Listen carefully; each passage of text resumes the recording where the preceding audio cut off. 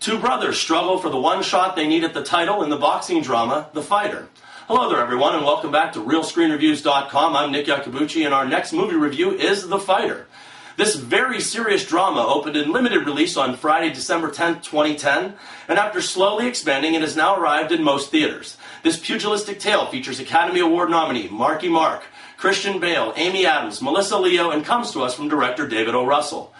David O. Russell has directed many films over the years, including the dramedy I Heart Huckabees, and this time, again, he reunites with the talented Marky Mark after their last successful collaboration, The Three Kings, and that also featured George Clooney. They have now come together to bring us the in and out of the ring story of true-life boxer Irish Mickey Ward and his trainer brother Dick Eklund, and follow their successes and failures that encompass the attainment of boxing's greatest honor. Now, our tale begins in Lowell, Massachusetts in 1993 with an HBO documentary camera crew following the former contender Dick Eklund's comeback into boxing by training his younger brother Mickey in the professional ring. Mickey Ward is trying his best to be thought of as anything but a stepping stone or a punching bag in the sport of boxing, and is doing his best just to succeed. Mickey and Dick share the same mother and an army of sisters that give the words dysfunctional family a completely new meaning. Dick is supposed to be training and managing Mickey, but he only manages to get high, always succumbing to his crack cocaine addiction.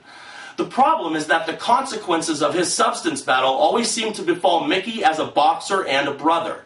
Mickey's mother can also be described as not a very nice person, bordering on a leech from the benefit of her son's talent. This is a star-making performance from longtime, very credible character actor Melissa Leo, and together she and Christian Bale's Dick seem to make every wrong decision and bad call one could make for somebody else.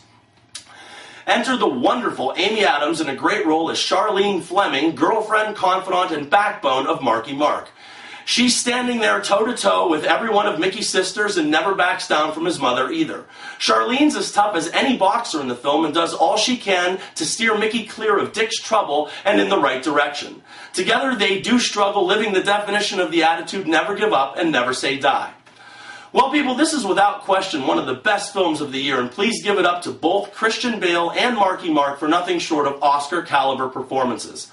I really fear that Marky Mark will be overshadowed by the Bale performance only because Bale has the more charismatic and noticeable character to begin with. However, tip your hat to Christian Bale that eats up the entire screen from the very first moment that the camera rolls, and never does he cease. Mesmerizing and amazing are the two words that come to mind when describing this portrayal of a very troubled individual. Also, the aforementioned Amy Adams delivering one of the strongest female roles of the year, and I mean that both physically and emotionally. Then Melissa Leo's turn as their mother, Alice Ward, in my opinion, is the front runner for Best Supporting Actress because you hate this woman every moment for 2 hours.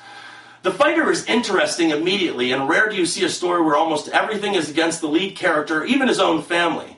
In a story where a guy is just trying to provide for his wife and child, Marky Mark delivered a very credible, rugged performance, but I also believe that it was his most sincere role since Eddie Adams from Torrance. You know why I love The Fighter? Because it's everything that good movies stand for. There are no explosions or no action sequence, and it doesn't need special effects because it provides tenfold what Tron Legacy failed miserably to do. And that is to give you a beautifully crafted story that is as engrossing as it is brilliant. The effects that are truly stunning in this film are the performances of Wahlberg, Bale, Leo, and Adams, surrounded by a story that is unrelenting and will never let you go. At just shy of 2 hours, you won't even believe that much time has elapsed watching this masterpiece by David O. Russell. This director has had problems with actors in the past, both public and private, but I must commend the man that can get the best performance out of 20 different actors, all in the same project. This is a solid rated-R drama that is for sure to be mentioned once again in just a few weeks when Greg and I will be tallying up the best films of the year. I cannot recommend The Fighter enough and encourage anyone interested in seeing something truly extraordinary not to miss it. This is just stand out on every level, and I'll give this perfect film a perfect 4 stars out of 4. And remember, people, I'm not always right, only when it comes to the movies. And thank you for your attention.